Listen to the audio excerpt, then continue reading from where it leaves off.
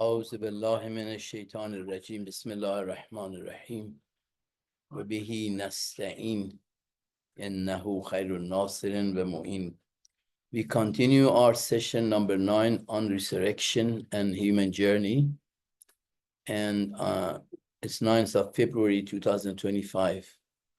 We have reached to part of the fire of love. We have spoken one session about it, and our pattern is, as I said last time, is continuing on 40 rules of the love by Maulana's mentor, Shams Tabrizi. And then I introduce one more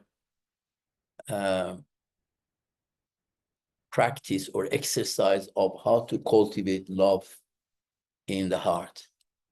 So we start with the hadith of the day.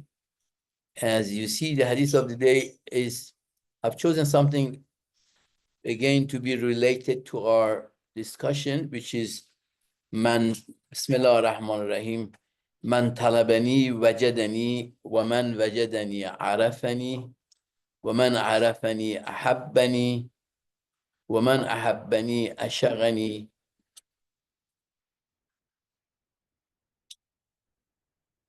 ومن أشغني أشقته ومن أشقته قتله ومن قتله فعلى يديته ومن على يديته فأنا ديته. It's pretty straightforward meaning for the people who know Arabic, but basically it is saying whoever seeks me, he will find me, and whoever find me, he will know me, and whoever know me, he will like me. Let's put it this way: Habbani, like me, and whoever like me will love me, and whoever love me, I will love him, and whoever I love, I would kill him, and whoever I kill him, there is diya, which is that recompensation money that is usually paid to the family of the killed person. And at the end, Allah says, I am his diya, I'm his ransom, I'm the what he will get at the end.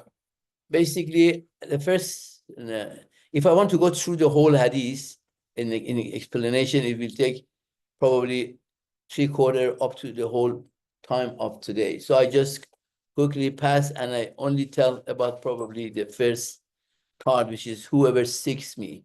It's important to know how do we seek God? How do we seek Allah subhanahu wa ta'ala? Seeking Allah is from within. If we should not look for Allah outside ourselves. As the verse of Quran says, سنريهم آياتنا في الآفاق وفي أنفسهم حتى يتبين لهم أنه الحق أولم يكف بربك أنه على كل شيء شهيد. Basically, the meaning of it is soon we will show them our signs in outside, in horizon, and in inside. So, okay, even if you want to look at the horizon, horizon means afaq, means outside. In the world outside ourselves is called afaq.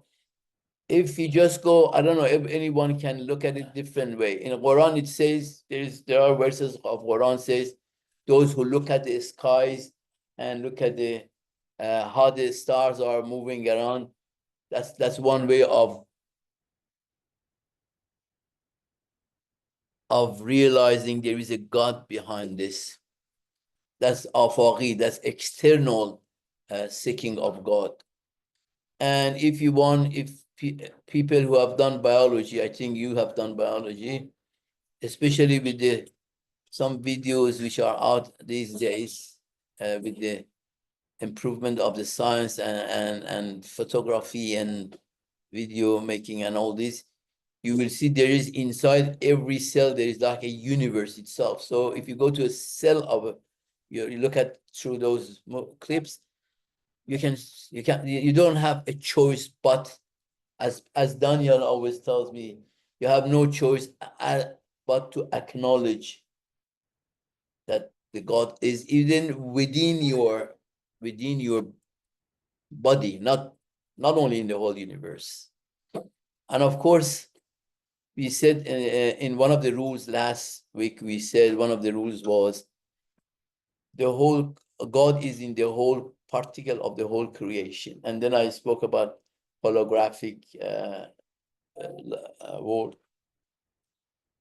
So, yani everywhere, every way you look at it, you don't have a choice but to acknowledge that God is there. But how to find it from within is وَمَنْ عَرَفَ نَفْسَ فَقَدْ عَرَفَ رَبَّهُ. Whoever wants to know God, he know himself. So if you look at within ourselves, inside us, we will see we are an endless ocean. Even in our soul, within our soul, we are an endless ocean. If you look through ourselves, but of course, when I say look, it's not, you all know, would know that I'm not talking about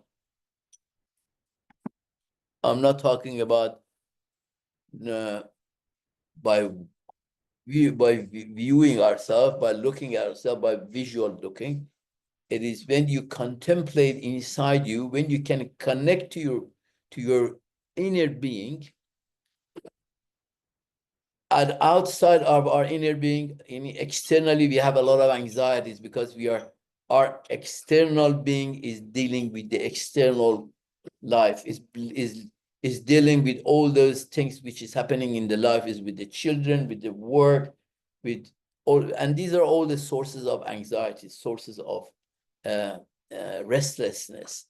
But if we can go a little deep inside, then it's like the end of an ocean. You know, when you go and on the surface of the ocean is all waves and those big waves of the water, but at the bottom of that ocean is calm and everything is moving very smoothly and slowly, and it's like very tranquil. So we as being, Daniel, we are, and the depths of us, if we can touch it, if we can access it, there is a tranquility. It gives us the tranquility. And when we reach there, because Imam Ali alayhi salam says that in you, Allah subhanahu wa ta'ala has woven the whole creation. So if you go through yourself in that whole creation, you also get to meet the God. You get to know the God. So that's how the first, and that's about the first.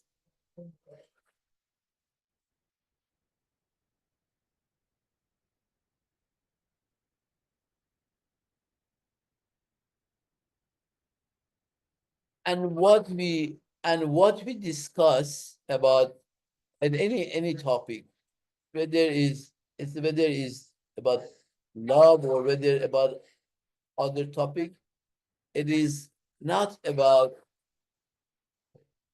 Okay. No, that's fine. That's fine. No. Okay.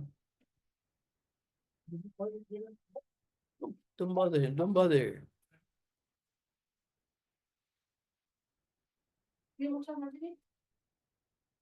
So I don't go through the rest of the hadith, as you can read and you can contemplate it, and you can think about them. I mean, it takes a different session if I want to just spend all the time on the hadith. But I wanted just to give you a little bit of introduction to the first sentence of it.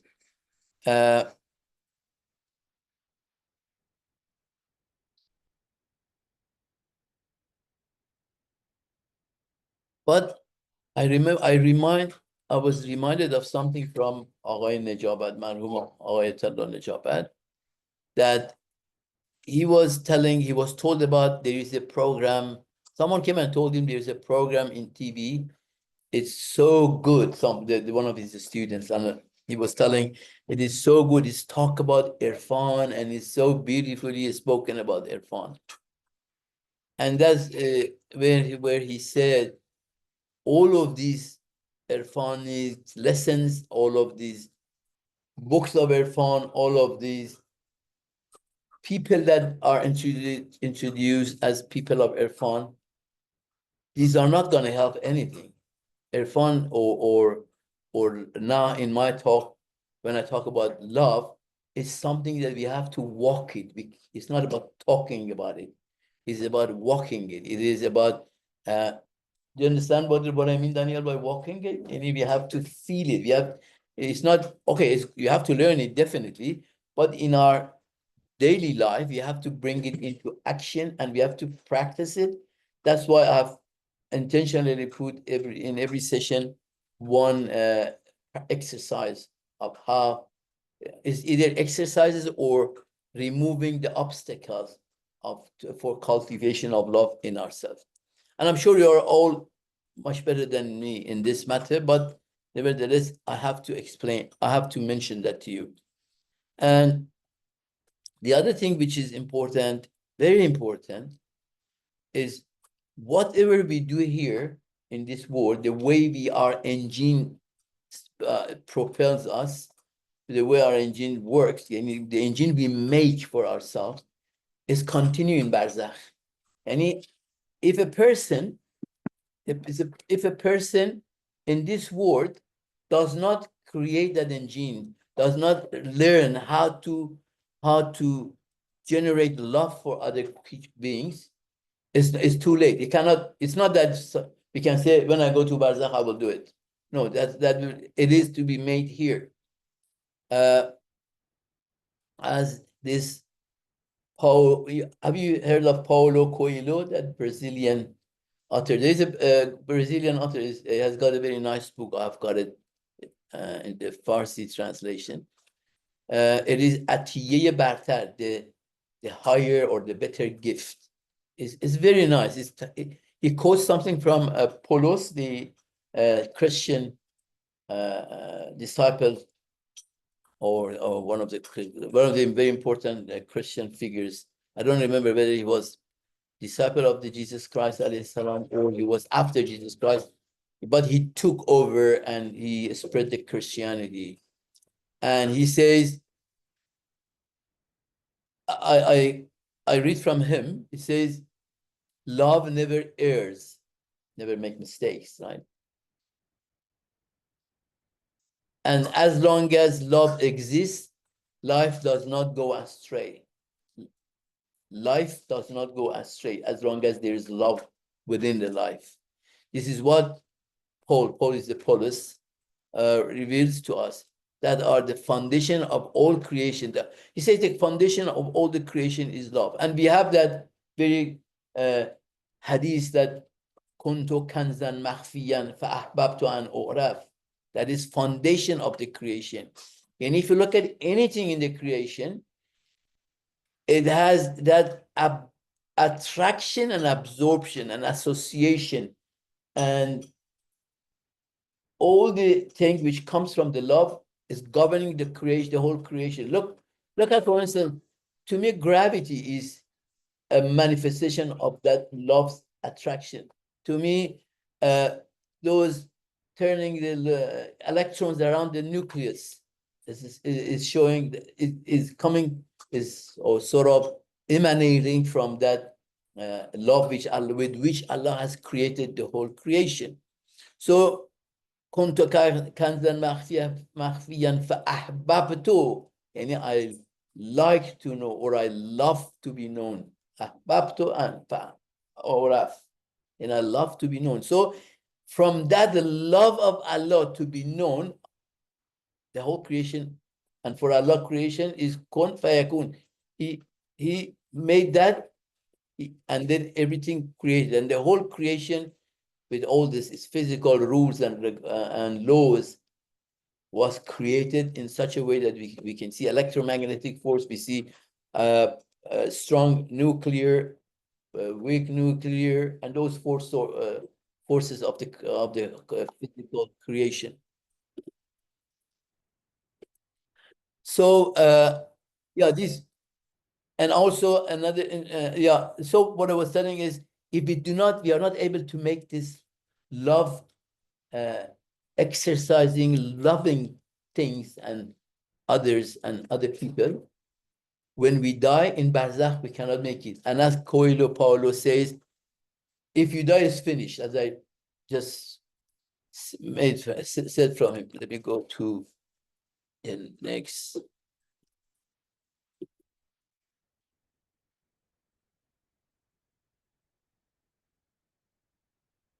And there are quite you know that Maulana Rumi has a lot of love poetries. But when they come, I have converted some of them to English, but it become not very uh, as attractive as it is up unless the meaning is grasped. I read a couple of them.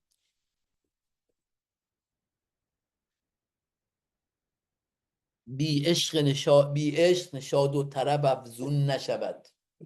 بی عشق وجود خوب و موزون نشود. دانیال 100 قطره ز ابر اگر به دریا بارد بی جنبش عشق در مکنون نشود. Without the love, joy and delight will not increase. Nasser does it. I want to know from Nasser, who doesn't know Farsi. I want to read it and see whether the meaning appeals or not, okay? Without love, existence will not be good and harmonious. Even if 100 drops fall from the cloud into the sea, یعنی 100 قطره ز ابر اگر به دریا بارد بی جنبش عشق در مکنون نشود. Without the movement of love, you know, در means pearl, right? The pearl which is made in those what they call صدف. صدف چی میشه؟ یا صدف. نه صدف که pearl نیست. Pearl یعنی what? Clam shells. Okay, so that there are two sadaf. Inside is pearl, right? And pearl, inside that pearl, it says even millions of drops of water comes from the cloud to the sea. Without love, none of them turn into pearl. And you know, pearl is very rare. It's not that everywhere and every ocean there is pearl. All the pearls that are made are artificial, but natural pearl is very rare. And that is only when it happens only when in that crustaceans, whatever you call it, when there is an external virus or something attacks goes inside, and that animal inside start to produce something, which from that after some time, they say up to 10 years, it creates pearl. So there must be some, as per this poetry, without the movement of love, the hidden pearl will not be even revealed. Did it have any appeal? Ultimately afterwards. Okay. Okay, I read one Farsi and I don't translate English because at least I can see from here there are three with you guys, there are few people, 6-7 people Farsi. حیلت رها کن عاشقا دیوانه شو دیوانه شو بند در دل آتش درآ پروانه شو پروانه شو هم خویش را بیگانه کن هم خانه را ویرانه کن وانگه بیا با عاشقان هم خانه شو هم خانه شو. Anyway, I read a little bit also from very interesting sentences I extracted from Paulo Coelho's book. It's interesting. I read it only in English. If my face is so complete, Daniel, that I can move mountains. You know, I've got such an iman, such a face with which I can move mountains. But I do not have love, I am nothing. That's from Paulo Coelho. Or another one.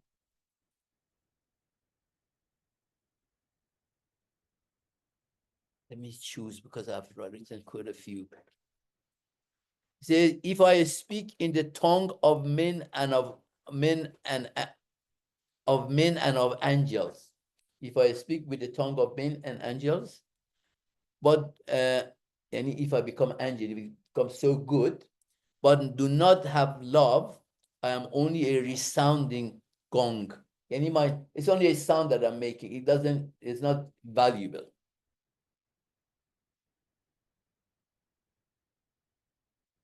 if I have the gift of the prophecy and can fathom all mysterious and all knowledge, and if I have faith so strong that I can move mountains, but do not have love, I am nothing. So this, if you like this type of things, get this book and read it. Very beautiful statements about love he has. And but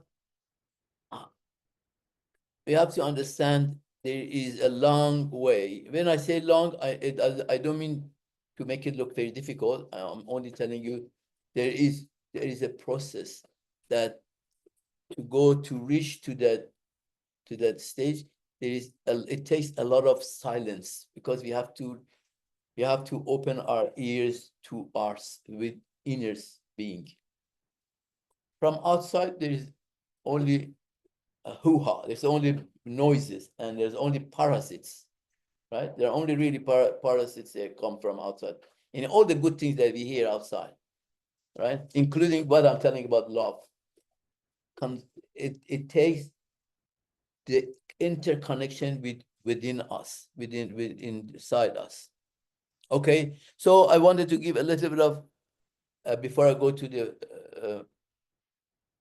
40 rules. I do the recap. I skip the recap of the last week. Quickly, I go through it. I don't talk about those 4. I think I did 4 of the rules of love. I think I did 4. And 40 rules of love, which was by Maulana's mentor, Shams Tabrizi. But I only tell about the practice. I showed you the practice 1. Who remember what was the practice 1? What was the exercise 1, practice 1 for cultivation of love in the heart? Sorry? No.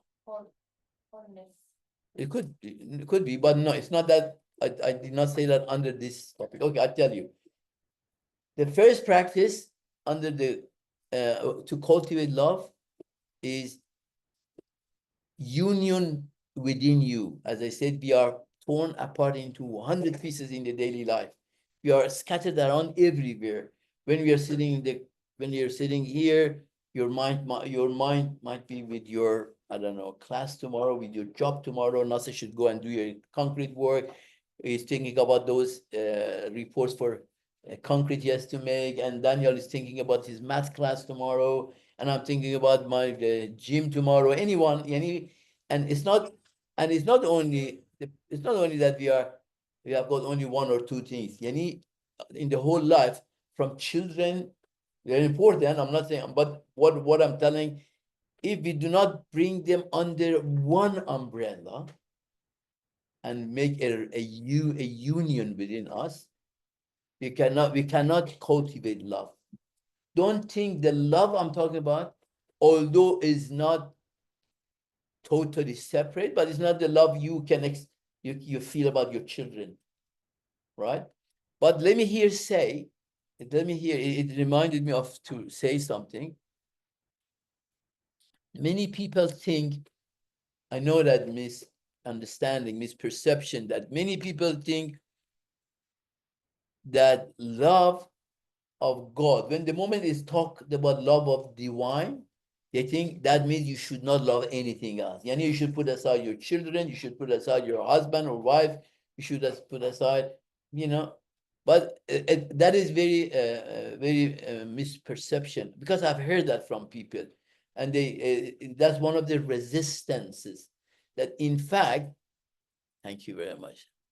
In contrary, a person who is able to develop the divine love, who would feel much more love for his children or for her children, for the parents, for the people. But the main thing is they all come under that love of the divine. And the other thing, when is the love of the divine is there, Daniel. If it's only the love of the people we know, it's like our children and family, that is not enough to stop us from wrongdoing. Masalan, if it works, we might do a strong thing to earn more, so that we can have a better life for our family, right? That's usually what happens. How people violate other people's rights, it comes to this very fact, because they want to have a better life for themselves, for their family, for our. But when it goes under the divine love, there, that is telling, there you understand you don't need to do that. Your dad love tells you he's good enough to give you whatever you need, and whatever is, however much is good enough for you. So nevertheless, that I wanted to address that issue as well. So that practice one, exercise one, is union within ourselves. We have to do union within ourselves. And maybe with the further talks we have, it will help you more to understand how you can even exercise that. Because that could be a question. Okay, how do I exercise that union within myself? We will reach to those things as well. So that was the recap. The rule number 5. We have done 4. This is rule number 5. For the people who have not heard me before, 40 Rules of Love is by Shams Tabrizi, Maulana's mentor. That these are very famous and very beautiful. And I wish after our class, in this course is finished, we are able to have independent talks and series of talks, maybe few, about Maulana, about Shams Tabrizi, and those people who are not really very much known outside of the circle that are into those type of material. Rule number 1 says alchemy of reason versus love.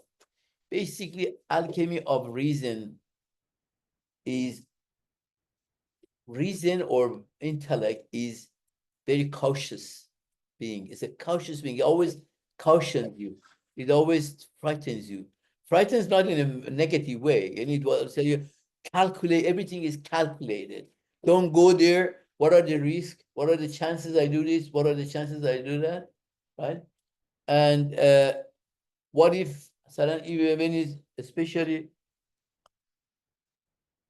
when it comes to interaction with other people in your daily life, look at your business, when you're in business. Even any contact is calculated. Well, what do I get from this connection? Why do you have this contact with? Okay, in business is wajib, but I'm only saying, if the whole life, the entire life becomes under the alchemy of reason, under the rules of reason, then that person, as I read from Paulo Coelho, that person is nothing. And even if, doesn't matter however much you learn about Irfani concepts, at the end of the day, as Coelho says, if you don't have love, you have nothing. Those learnings, as Aghay Najabat said, these are to live it, to walk it, is not to talk it or to learn them only. So that's the alchemy of reason. But the alchemy of love is fire, is burning. A lover, masalan, I don't know how much you know of the life of Maulana. I don't know whether I've said that or not in our early meetings, early sessions. Maulana took the the path of love, and he did not calculate anything, because he was a big alim, a big scholar. Every time he was walking from school towards home, 400 students were escorting him to his house, and he was so famous. The king of that time, Seljuqis, used to take advice from him. He was very, very grand person. But when met Shams, I've told you this, right? When he met Shams, and it's, okay, if I've said it, I'll go to the only the other part, this part, that Shams was insisting him, you have to leave your all of this. And then he was trying to encourage him to do what is that dance they do, sama. Sama, which means deep listening, right? And he wasn't, and he was resisting. He didn't want to do that. But he, after time was he spent with Shams, he was convinced. He was convinced, and yani convinced, not by reason. Yani he took that step that he put everything aside. He took the risk of, okay, what if I go and I don't reach to the love? You know, that's, I don't reach to the God. I don't make. It is not that he was shown first and then he decided. The whole thing about alchemy of love is you have to put all your assets into it and say, okay, I go, and once you, if you believe in it, then you will reach to what you want. So that's what he did. He didn't make any calculation, and he put aside all his names and fame, and I think he was not. I'm not sure if he was very rich, but he had a good life apparently, and he put all those aside, and he was spending hours and hours sitting with Shams in a room, not coming out for days like that. So alchemy of reason and love have got this difference, and reason, it has got its own place in life, and love has got a different place in love. So we have to be able to balance this. And I've given you the examples of Mansour Hallaj last week, that how he took everything, and then he lost his life as well. Then he was killed by stoning him. And rule number 5. So that was rule number 6. In the rule number 6, the language of love is rhythm of heartbeats. Yani, maybe I have changed this sentence myself. The rule as it is written is, in love, the language does not rule at all. Language has nothing, has no role in love. It's not about talking at all. Language is any human is speechless when he's in a state of love. And we know that it's very obvious. Tongue is such a dangerous thing that does not allow. That's one of the big obstacles of exercising love. Because when I say love, don't immediately go refer to your children. That's very obvious. I mean, that's not the part. Love is when it is unconditionally offered to people whom we don't know. I remember once, I might have shared this in a story with you when it happened at that very day. You were all at Elia and Kashef's house. That's like 2012 or 13. And I was on my way from home to Kashef's and Elia's house. I saw on the roadside, on the pedestrian side, beautiful flowers. Do you remember that? I told it to my husband as well. Yeah. You don't know how you haven't heard it, Nasser and Zulaikha. Yeah, listen, beautiful. And they were very beautiful flowers. There was only one long stem and one flower on top of it, big. And it was like about a kilometer of it. And I said, wow, beautiful. Let me get some gifts for my class people, for you guys. And I got off the car and I went and I started to cut them. I think I put 25 or 30 in my hand. I said, I give you. And I put it in the car. The moment I sat in the car and I closed the door, before I start, I felt someone is calling me. I looked back and I said, there were, from a hillside, a lady is coming towards me and trying to stop me. I waited and rolled down the window, and she came and said, why did you steal these flowers? I said, what? Steal? What do you mean? And I never thought I've done something wrong. I thought it was not in anybody's house. It was in the street. I said, oh, no, what do you mean? She said, are you a thief? I said, and she was hammering my head.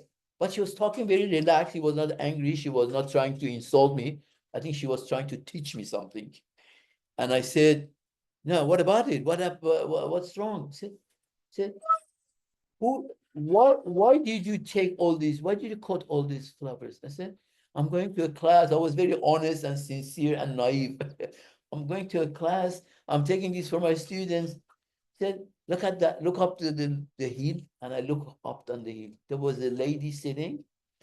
She told me she's over 90 years old. She said every uh, October or September, that's my mother comes down and plant all these flowers on this roadside and goes and sit up there so that when people pass, they enjoy when they see these flowers.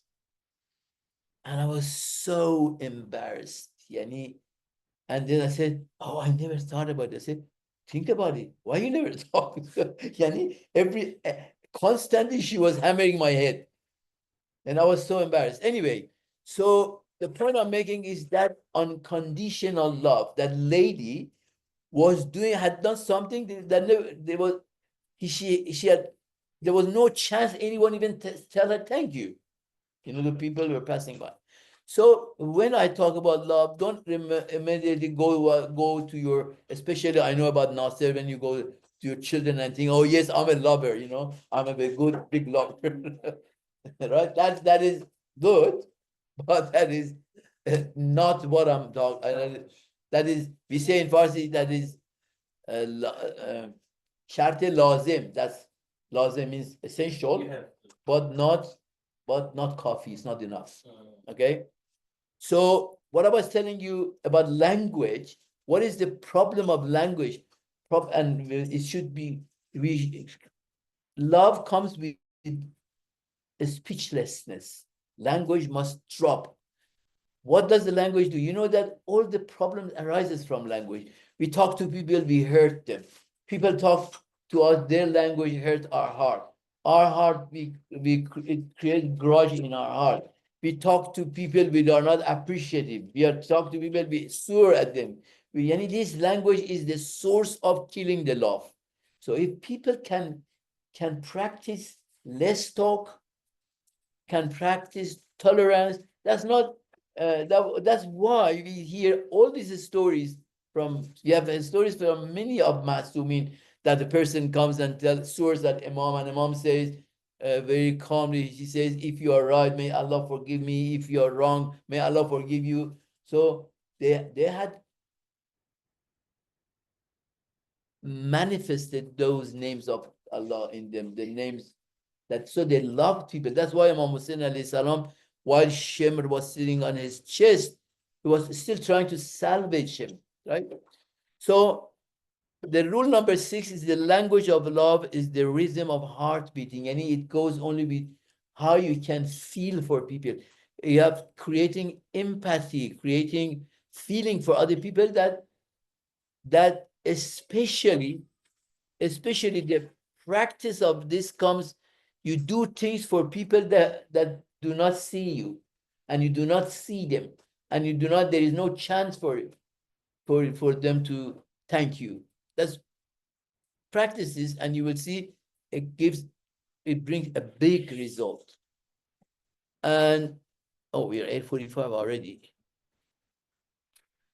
This is rule number 6, and now we go to rule number 7. Seeing oneself in the other. What is this rule? Seeing oneself in the other is, this is, I like to relate this to, again, this hadith. When Allah subhanahu wa ta'ala, you look, Allah subhanahu wa ta'ala says, فَأَحْبَبْتُ أَنْ أُعْرَفَ. Yani, I wanted to be seen to see myself in others. Because Allah was there, right? What is others, Daniel? Who is others? Allah manifested of himself the whole creation, including insan, so that insan is what Allah, insan is like the mirror for Allah, and Allah is the mirror for insan, right? And in each other, they see the rest of the creation.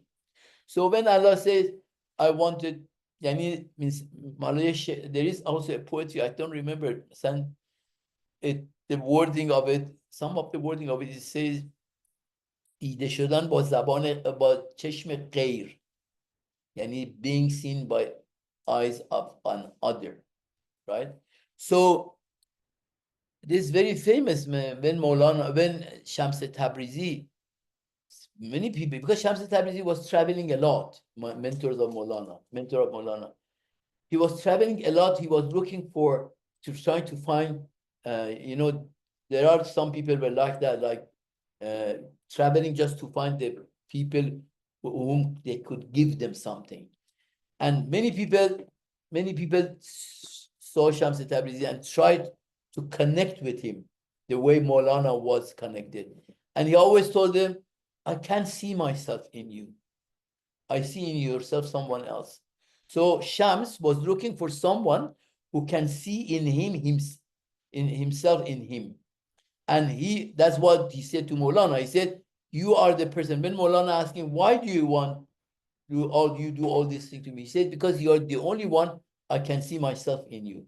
So for us, seeing ourselves in someone else, and we have to find someone, we have to find people who can clearly resemble us.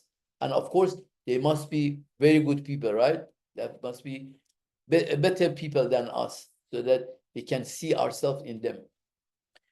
And rule number 8, gratitude before the fulfillment of a wish. And of course, I'm sure you have heard this from many people, from Eckhart Tolle to, what is this guy? Joe Dispenza, to all these inspirational people. They all talk about this. These are the things that it has been discovered, but those people of those days, they also knew these things. So gratitude before the fulfillment of a wish. Again, this talks about, in the previous one of the rules I said about the alchemy of love and heart, that you have in love, you have to trust. There is no calculation. Here, if you trust, your gratitude comes out. And otherwise, when your wish is granted, the gratitude doesn't really mean anything. It's very different from, like, I asked, you give me some water and thank you. You have already given me that, right? And then I felt that I have to thank you. But this gratitude is, if we practice the gratitude before the wish is given, the way to do that, there is a way to do that. How can I thank God without having given me, right? How can I? Very simple. I have spoken about this in a different topic. Let me remember that verse of Quran. Bismillah ar-Rahman ar-Rahim.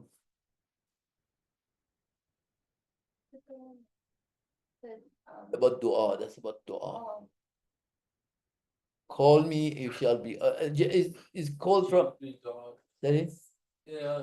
It is narrated from Jesus Christ, salam, that you ask, you shall be given. That's from him. But in Quran, what is that verse which says?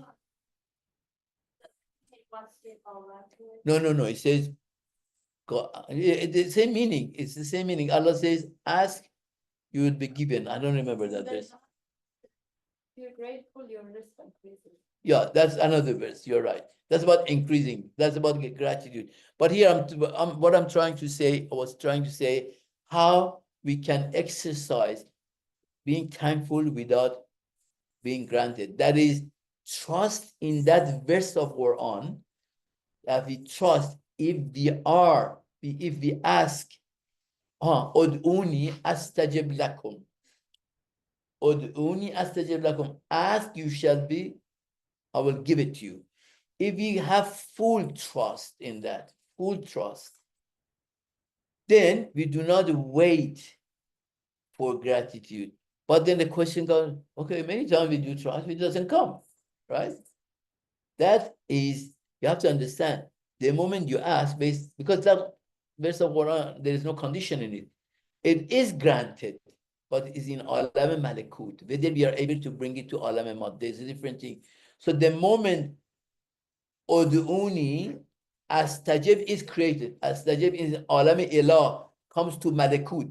But our job or our try and our effort is try to bring it down. And we can bring it down when we fully believe in it. But of course, excluding those instances that is not in our good. Allah decides it's not good for you to have this, right?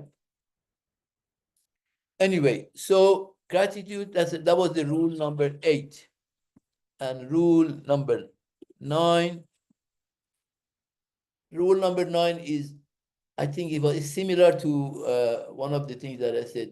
Love is a journey inside, from within. It's not, I mean, that's a journey that Maulana took, Shams Tabrizi took,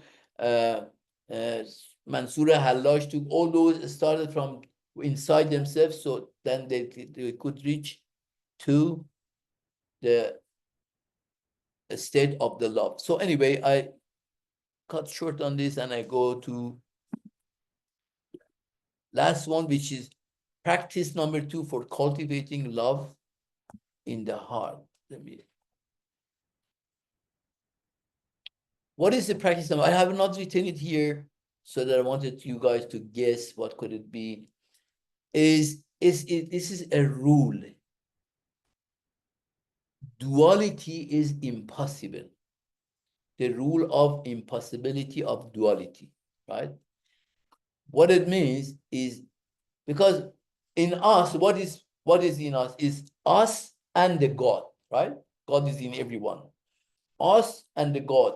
One should be killed. Two, this duality doesn't fit here. There's only one heart and it's one occupier, one tenant. So is there any way that we can say God should die and we stay? We cannot. So duality is not possible. That means you have to die so that you give your heart to God and so that he resides. Sorry? Absolutely, Ahsan. That is your ego. Of course, not that you have to go and do suicide. That because the problem is a lot of time, yani majority of the time, most of the time, people confuse their ego with their own self. Our ego is not ourselves. Our ego is not our reality. Our ego is what has been made by our environment, by the people who have praised us, the people that they have looked at us, the successes that we have earned, or all those traits that are in us that has created that ego. And that is the one that should be dead. And you know, you might have heard of the scholar called Nietzsche, which is the founder of nihilism, right? Annihilism. Annihilism is what, Daniel? Is puchi. In Farsi, you call it puchi. Yani when you feel nothingness, right? He says, he has got a concept, he says, God is dead. He says, God is dead. And it is not that God is dead, yani God, because God doesn't die. What he's referring to God is dead in people's inner being, yani God does not exist there. What makes God dies? Ego. When you try to kill God in your heart, you cannot kill God, but killing God in your heart, yani you push him out and your ego overtakes the whole heart, right? That is when Nietzsche says God is dead, he is referring to the God in the people, God of the people, not God in absolute terms. So, but we have to say, we have to work on this. And of course, this is, I don't think I can or I need to even talk about how remove our ego. And there are so many exercises, practices people know. Of course, you have to be balancing your life, and we have to be looking after things we do. Especially, you have to be mindful, because I tell you, many actions we take, although apparently there is nothing wrong in them. When I look at it, it's all good. But it might have been generated by an ego inside you, but that only the person himself knows. Only he himself knows what has generated that action, from what sort of imagination or decision or intention it comes out. So either you have to be alive or your God to have to be alive. So duality is impossible. That's rule number 2. Exercise number 2 for, but without this cultivation of God, our love is not possible. Impossible. It is absolutely impossible. This must happen. You don't know anyone. Do you know anyone with a lot of ego who is really a big lover? We don't know. We don't hear anyone. But when you look at, for instance, Mother Teresa, that you know, that lady who passed away 10, 15 years ago, right? She was full of love. And the things that she was doing was obvious that she has already killed herself and had let the God into her heart. So this is all for today. I hope, and I really, really like to know that these things goes to practice. However I say it, but when it comes to practice, it is you guys that you have to do it yourself, and it can yield some good results. And within this, especially now we are in Sha'ban and then we are going to Ramadan, it's very good time practicing this, helping other people. I know, Masalan, at least I know you, I don't want to name, but I'm pointing at you. I know what good things you have done in giving love to other people in your previous few years ago. I remember those things. And of course, I envy you guys. So when I talk these things to you, it's like we say in Farsi, zire be kerman burdan. Yani, you know what is zire be kerman burdan? Zire means cumin. Yani Kerman is a producer of cumin. It's like you take cumin to a city which is producer of cumin. So I'm talking these things to you is I'm taking zire be Kerman. Sallu ala Muhammad wa ala Muhammad. Thank you very much for listening.